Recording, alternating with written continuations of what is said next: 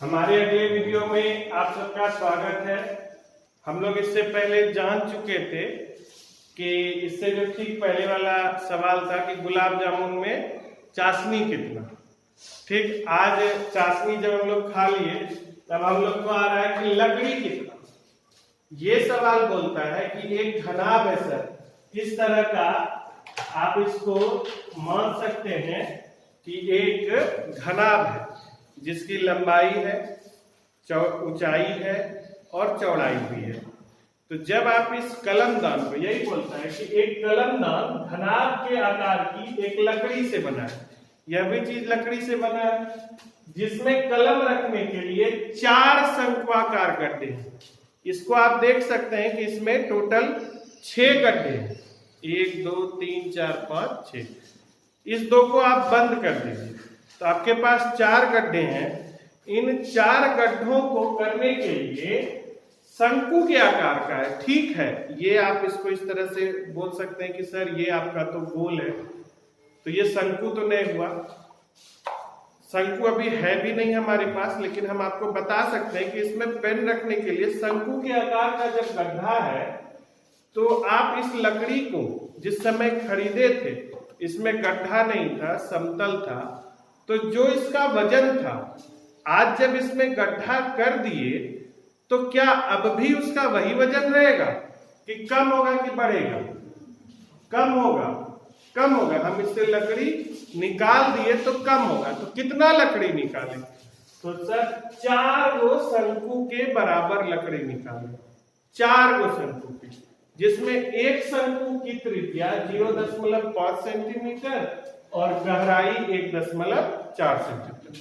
गहराई बोले या ऊंचाई बोले तो पूरा लकड़ी के वजन में अगर हम उन चारों, इस जो 6 छेद हैं, इस 6 छेद का वजन घटा दें तो हमको अभी इस लकड़ी का वजन मिल जाएगा। यही चीज यहां पूछ रहा है कि अभी पूरे कलमदान में लकड़ी का आयतन क्या है। तो पूरा कलमदान, क्योंकि ये पुराना वर्ड है, कलमदान कहा जाता है जिसमें कलम को रखते हैं। बड़े बड़े ऑफिसेस में, बड़े बड़े ऑफिसर के टेबल पे आप देखते होइएगा, मूवी सब में भी देखे होइएगा कि पेन उसमें खोसा हुआ रहता है, उससे पेन निकाला, साइन किया, फिर पेन रख दिए। इसी तरह से ये भी एक कलमदान है। तो चलिए इसका देखते हैं, कोशिश करते हैं कि इसका फोटो कैसा बनता है। पता नहीं अच्छा बने नहीं बने, लेकिन आपके समझने के लिए ठीक ठाक बनेगा। ये आपका एक घनाभ था जो कि लकड़ी का बना हुआ था। इस लकड़ी में आपने एक गड्ढा किया, यह दूसरा गड्ढा किया, यह तीसरा गड्ढा किया और यह चौथा गड्ढा किया। तो आप देख सकते हैं कि आपके कलमदान में 4 कलम रखने के लिए जगह बन गया। यह भी ध्यान रखिए कि इस कलमदान के शंकु की गहराई इसकी गहराई के बराबर या इसमें से किसी की गहराई, ये चूंकि लंबाई गुना चौड़ाई गुना ऊंचाई होता है, तो हम उस तरीके से ले रहे हैं कि इसकी गहराई के बराबर नहीं है, इसलिए हमने इस शंक्वाकार गड्ढे को यहां तक नहीं सटाया, जो अपना फिगर बनाने का एक अच्छा तरीका है। अब आप बताइए, जो पूरी लकड़ी थी उसके आयतन में कमी आएगी कि नहीं आएगी? कितनी कमी आएगी? तो सर जो ई लकड़ी निकाले, फिर इसको निकाले, फिर इसको निकाले और फिर इसको निकाले, सब निकाल लिए। अब हम इसका पहले वजन कर चुके थे। अब बताओ, इन चारों जब हम जेब में रख लिए और वह वजन और यह वजन में अंतर आया, तो जितना हम 4 को जेब में रखे उतनी कमी आई। तो पहले कितना? प्रश्न से इसका जो सॉल्यूशन हम लोग कर रहे हैं, प्रश्न से घनाभ का आयतन कितना? घनाभ का आयतन 15 सेंटीमीटर गुना 10 सेंटीमीटर गुना 3.5 सेंटीमीटर, यानी 15 गुना 35 सेंटीमीटर क्यूब। सर ये कैसे हो गया, इसको जरा समझाते। इसको इस तरह से समझिए, 35 से दशमलव गुणा बटे में 10 आएगा, 10 10 कट गया, 15 गुना 35 सेंटीमीटर क्यूब। 15 पचे 75, हाथ में रहा 7, 15 तिया 45, 45 और 50 दो 525 सेंटीमीटर क्यूब। इस घनाभ का आयतन हुआ, कोई दिक्कत? अब एक शंकु का आयतन निकालते हैं। पहले शंकु की त्रिज्या, शंकु की त्रिज्या क्या है? आर कितना दिया हुआ? 0.5 सेंटीमीटर। कोई दिक्कत? इसकी गहराई कितनी दी हुई है? 1.4 सेंटीमीटर। तो एक शंकु का आयतन कितना होगा?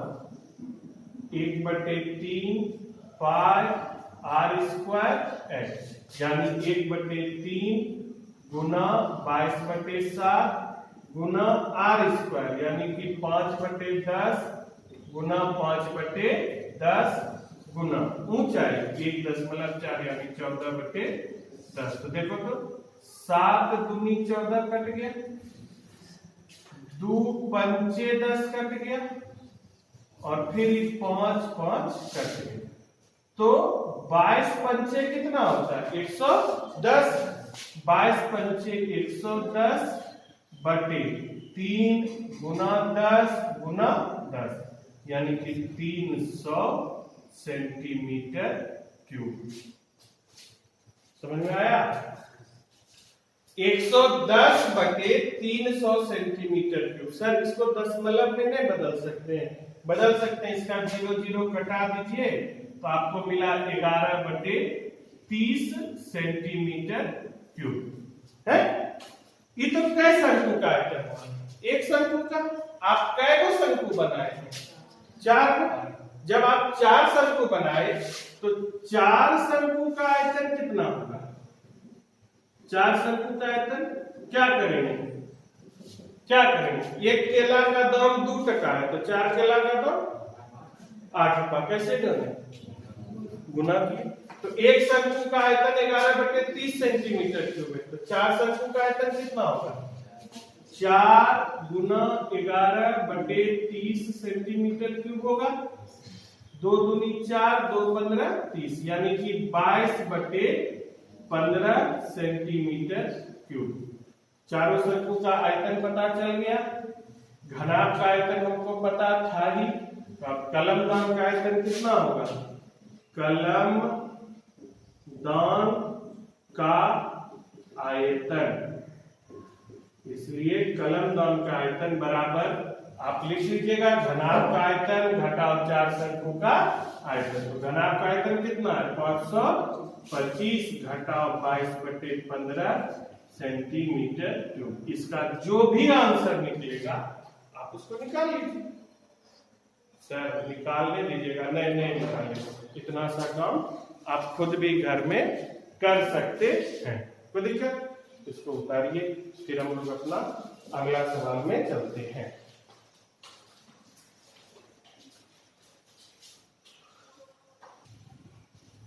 अगला सवाल है कि एक बर्तन एक उल्टे शंकु के आकार का है।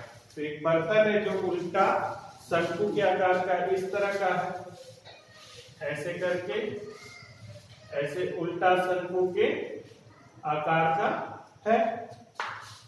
इसकी ऊंचाई 8 सेंटीमीटर और इसके ऊपरी सिरे की त्रिज्या 5 सेंटीमीटर। ऊपरा सिरा का त्रिज्या इसलिए बोला क्योंकि शंकु हम लोग सब दिन ऐसा सीधा बनाते रहे, निचले आ जाता था।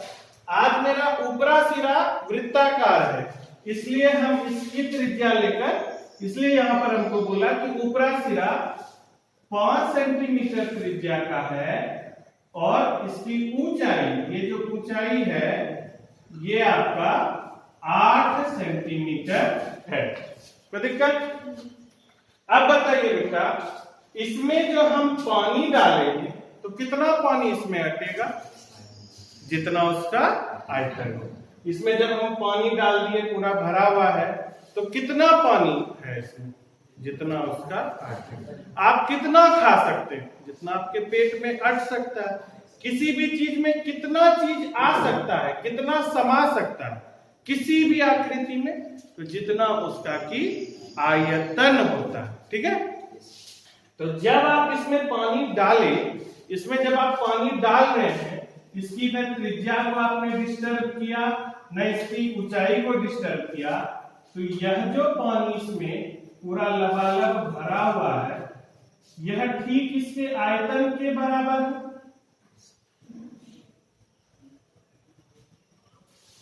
है।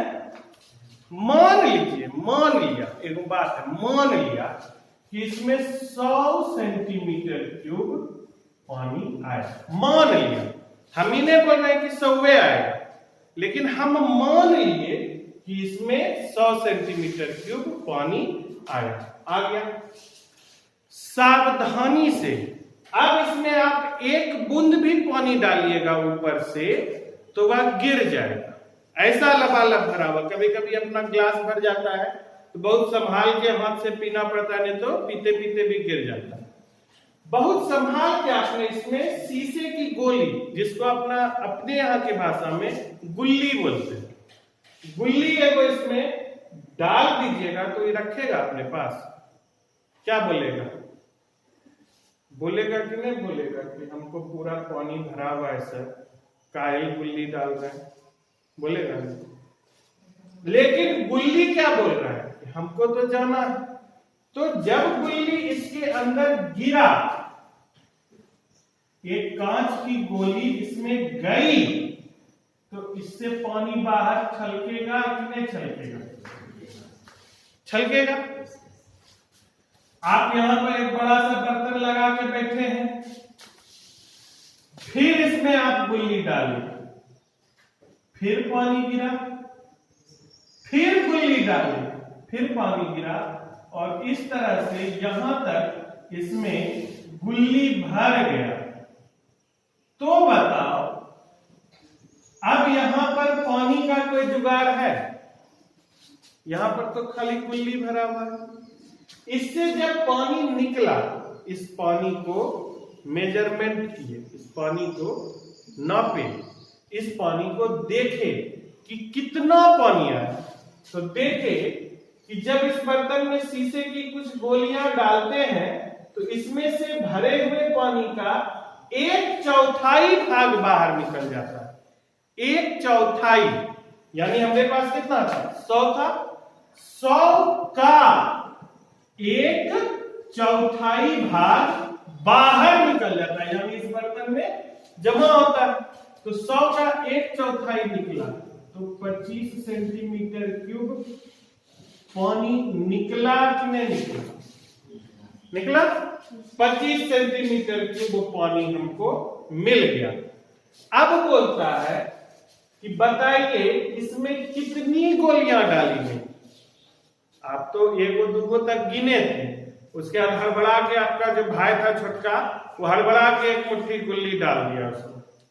गिन तो सके नहीं कि कितना जो है सब इसमें है। आप लेकिन गणित का स्टूडेंट है, आपने देखा कि ये 25 सेंटीमीटर क्यूब पानी निकला, और एगो गोली जो था, आप उसको नापने बैठे तो वह एक गोला के समान होता है। गोली हो, गोला हो कि पृथ्वी, यह है क्या? यह एक गोला है जिसका अपना एक आयतन होगा। आप देखें उस गोली को नाप के, उस एक गोली का आयतन 1 सेंटीमीटर क्यूब है। एगो गोली का आयतन, एगो गोली जो था उसका 1 सेंटीमीटर क्यूब आयतन है। तो बताइए अब इसमें कितना गुल्ली डाले होंगे? तो इसका आंसर है कि सर, कोई भी चीज अपने आयतन के बराबर द्रव को विस्थापित करती है। जब भी वह जगह लेगी, मान लीजिए हम अभी कुर्सी लेके इस जगह पर बैठना चाहें, तो हम कितना हवा यहां से हटाएंगे? यहां पर अभी हवा है, मेरे और बोर्ड के बीच में हवा है। जब हमने कुर्सी लाया, कुर्सी लेकर आए, तो कुर्सी ने भी हवा को विस्थापित किया। कितना हवा हटाए? जितना कुर्सी का आयतन था। हम बैठे कुर्सी पर, तो कुर्सी पर भी हवा थी हमारे बैठने से पहले। हम जब बैठ गए तो कितना हवा हटा? जितना मेरा आयतन था। तो ठीक उसी तरह से एक गोली 1 सेंटीमीटर क्यूब पानी हटाती है, तो 25 सेंटीमीटर क्यूब पानी हटाने के लिए कितना गोली चाहिए? 25 गोली। तब ये ना, एक गोली 1 सेंटीमीटर क्यूब, तो 25 गोली कितना? 25 सेंटीमीटर क्यूब। इसी थ्योरी का इस जगह पर हम उपयोग करेंगे। क्या है आपके पास सर? तो सबसे पहले तो सर हमारे पास शंकु है। कैसा शंकु है सर? ऐसा शंकु है जिसकी त्रिज्या 5 सेंटीमीटर। इसको इस तरह से लिखिए, शंकु की त्रिज्या बड़ी आर। बड़ी आर का है लिए सर 5 सेंटीमीटर। बड़ी आर इसलिए लिए क्योंकि हमको अभी गोली का भी त्रिज्या लेना, वह छोटी आर लेंगे। शंकु की त्रिज्या बड़ी आर बराबर 5 सेंटीमीटर, ऊंचाई h बराबर 8 सेंटीमीटर। तो शंकु में जल का आयतन बराबर 1/3 पाई आर स्क्वायर एच, यानी 1/3 गुना 22/7 गुना 5 का स्क्वायर गुना 8, यानी कि 1/3 गुना 22/7 गुना 25 गुना 8। कितना सेंटीमीटर क्यूब हुआ? इसको गुना कीजिए ना सर, तो 25 अठे 200, 25 अठे 200, 200 गुना 22/21 सेंटीमीटर क्यूब। इसको फिर गुना किए, 2 दूनी 4, 2 दूनी 4, 4400/21 सेंटीमीटर क्यूब। इसमें पानी था। कितना पानी बाहर निकला? 1/4। तो बाहर निकले पानी का आयतन क्या है? इसमें से जो बाहर निकला पानी, कितना पानी निकला बाहर? तो सर जितना आयतन था उसका 1/4 बाहर निकल गया। ठीक है, तो बाहर निकले जल का आयतन कितना है सर? हमारे पास 4400/21 सेंटीमीटर क्यूब पानी था, इसका 1/4 बाहर निकल गया, यानी कि इसको कटा दिए, 1100/21 सेंटीमीटर क्यूब पानी मेरा बाहर निकला। यानी इसमें जितना गोली डाले थे उस समूचे गोली का आयतन 1100/21 सेंटीमीटर क्यूब है। ठीक है, समझ गया? अब गोली की त्रिज्या कितनी है? 0.5 सेंटीमीटर। तो एक गोली का आयतन बराबर 4/3 पाई आर क्यूब होता है। पाई स्क्वायर नहीं होता है, पाई आर क्यूब होता है। तो 4/3 गुना 22/7 गुना 5/10 गुना 5/10 गुना 5/10। 5/10 कहां से ला रहे हैं? त्रिज्या 0.5 है, वह 3 बार गुना होगी, उसका दशमलव उड़ाते हैं, बटे में 10 आ गया। 2 दूनी 4, 2 पंचे 10, 5 5 खत्म, 2 पंचे 10, 5 5 खत्म, 2 11 22 2 पंचे 10 5 5 खत्म। तो आपके पास बचा 11/21 सेंटीमीटर क्यूब। एगो गोली कितना निकाल रहा है? 11/21 सेंटीमीटर। तो हमको निकालना कितना है? 1100/21 सेंटीमीटर क्यूब। तो 100 गोली हो गया, नहीं हो गया? एगो गोली 11 सेंटीमीटर क्यूब, 1100 हटाना है तो 100 को गोली नहीं चाहिएगा। सर इसको करके दिखाइए। करके दिखाते हैं। देखिए इसको गरीब आदमी की तरफ, गरीब आदमी पैसा गरीब नहीं, गरीब आदमी यानी सर हमको नहीं उतना डिटेल में उतना सूत्र नहीं समझ में आता। अब कुछ लोग हैं कि जिसको सूत्र समझ में आता है। यहां सूत्र हम डायरेक्ट लिख सकते हैं, गोलियों की संख्या बराबर विस्थापित जल का आयतन बटे एक गोली का आयतन। लेकिन वह कहां से आया सूत्र? सूत्र यहां से आया, अपना छठा क्लास से सूत्र आया कि चूंकि 11/21 सेंटीमीटर क्यूब जल हटाने के लिए एक गोली चाहिए कि नहीं? एक गोली का आयतन 11/21 सेंटीमीटर क्यूब है, तो इतना जल हटाने के लिए हमको एक गोली चाहिए। तो इसलिए 1 सेंटीमीटर क्यूब जल हटाने के लिए 1/11/21 गोली चाहिए है? इस नहीं चाहिए। 10 रुपया में एगो केला देता है तो 1 रुपया में 1/10 केला नहीं देगा। 50 रुपया में 5 गो केला देता है तो 1 रुपया में 5/50 केला नहीं देगा। सब्जी उद्दिनों में नहीं जाते हो क्या? इसलिए अब हमको कितना पानी हटाना है? 1100/21 सेंटीमीटर क्यूब जल हटाने के लिए 1/11/21 गुना 1100/21 गोली चाहिए। कोई दिक्कत? अब यह पलटेगा, यह हो गया 21/11 गुना 1100/21।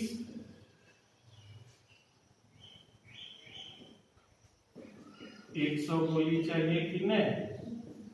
1/4 जल निकालने के लिए इस शंकु से, जिसकी त्रिज्या 5 सेंटीमीटर और ऊंचाई 8 सेंटीमीटर है, इस शंकु से 1/4 जल निकालने के लिए हमको 0.5 सेंटीमीटर वाला 100 गोली चाहिए, तब 1/4 जल निकलेगा। तो देखो इसी सूत्र को हम लोग इस तरह से, जो किताब में या फिर आप किसी और लड़के के साथ बैठ के पढ़िएगा, आपको उल्लू तुत्तू पढ़ाएगा, उससे अच्छा है कि आप मेरा स्टूडेंट है, जानिए। जब किसी चीज की संख्या जाननी होती है, जैसे गोली की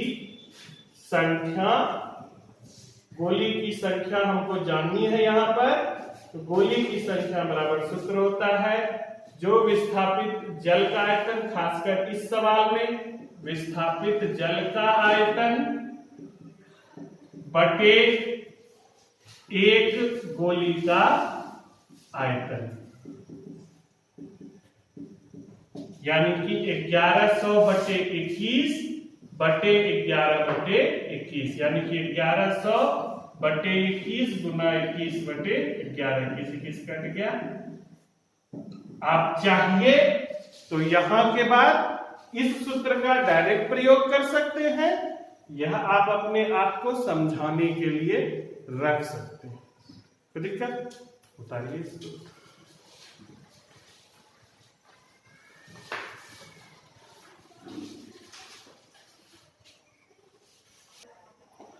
अपना अगला सवाल पे चलते हैं। इस सवाल में बोलता है कि 220 सेंटीमीटर और व्यास 24 सेंटीमीटर वाले बेलन पर व्यास भी दिया हुआ है और फिर दूसरा बेलन का त्रिज्या दिया हुआ है कि त्रिज्या 8 सेंटीमीटर, यानी यह इस तरह का कि एक बेलन की ऊंचाई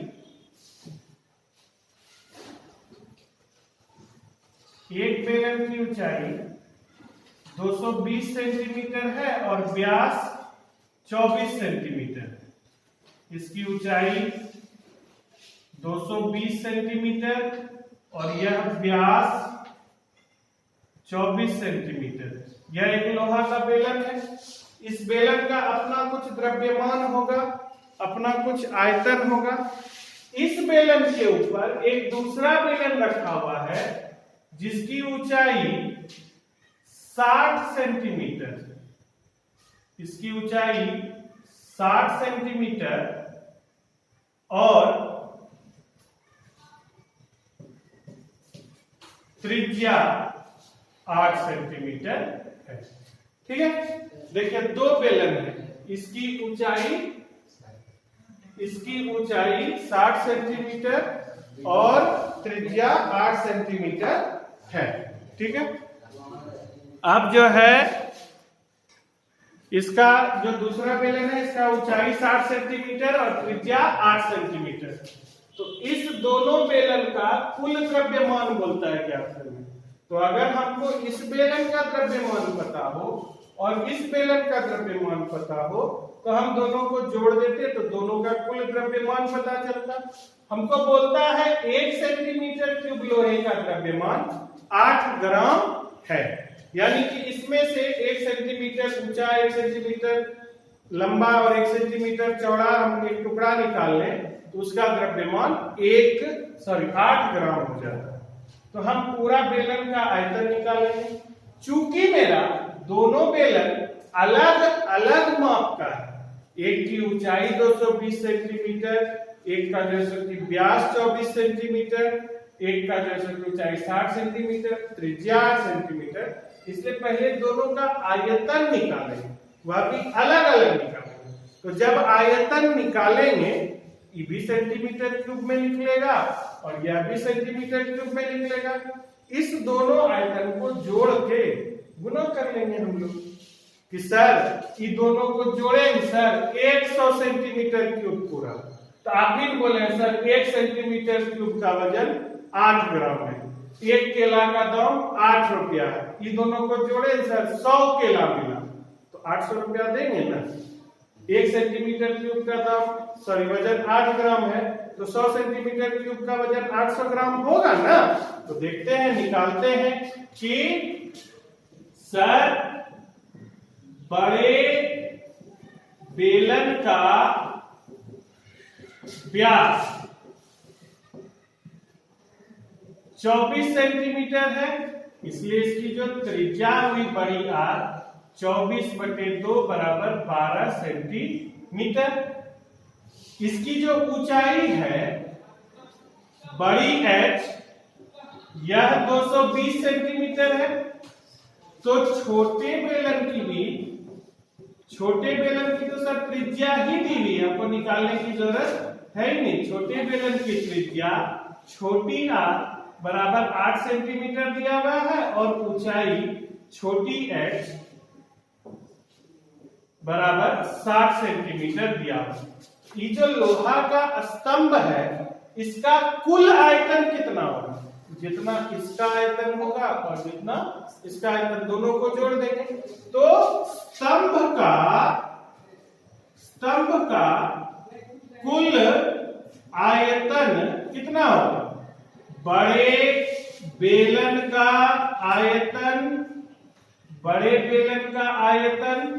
प्लस छोटे बेलन का आयतन, बड़े बेलन का आयतन प्लस छोटे बेलन का आयतन। तो बड़े बेलन का आयतन हो कि छोटे बेलन का आयतन हो, पाई गुना आर स्क्वायर गुना एच ही होता है आयतन। ये अलग बात है कि इसका आर अलग है एच अलग है, इसका आर अलग एच अलग, लेकिन है तो यह पाई आर स्क्वायर एच ही। तो पाई बड़ी आर स्क्वायर बड़ी एच प्लस पाई छोटी आर स्क्वायर छोटी एच, दोनों जगह से पाई कॉमन ले लिए तो R square H plus R square H. कोई दिक्कत इसको समझने में? कॉमन लिए तो निकल गया। पाई का मान कितना रखने बोलता है 3.14। बड़ी आर स्क्वायर यानी कि 12 का स्क्वायर गुना 220 प्लस छोटी आर स्क्वायर यानी 8 का स्क्वायर गुना 7। कोई दिक्कत है यहां तक में? नहीं होगा दिक्कत। ये हो गया 3.14 इंटू 12 का स्क्वायर बराबर है 44 से 144 गुना 220 प्लस 64 गुना 7।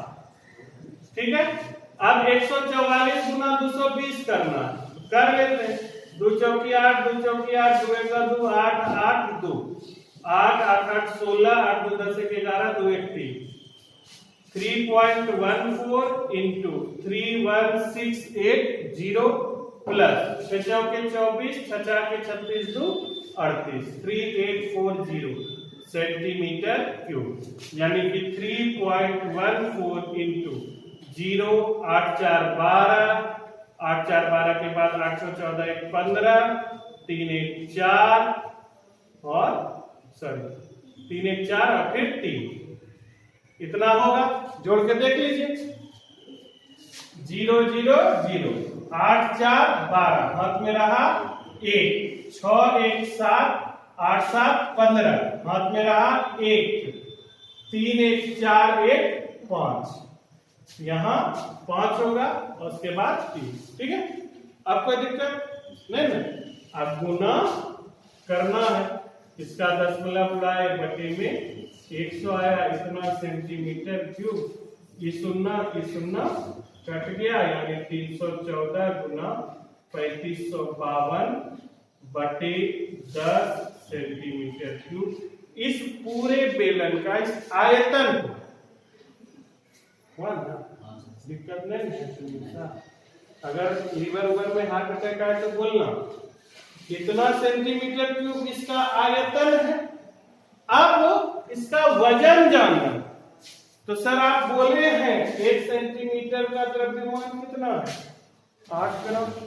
इतना सेंटीमीटर क्यूब का द्रव्यमान नहीं जान जाएंगे, इसलिए लोहे के स्तंभ का द्रव्यमान बराबर 314 गुना 3552 बटे 10 गुना 8 ग्राम। निकाल दें, निकाल दें कि निकाल लीजिएगा? निकाल देते बोलिएगा तो अभी तक हम डायलॉग भी नहीं बोल सकते कि ट्यूशन फी लिए क्या कि कोई देते हैं नहीं, लोग तो मांग ले सकते हैं। बोलिएगा तो निकाल देंगे। निकाल लीजिए सर, घंटा आप भी निकालिएगा तो अच्छा लगेगा।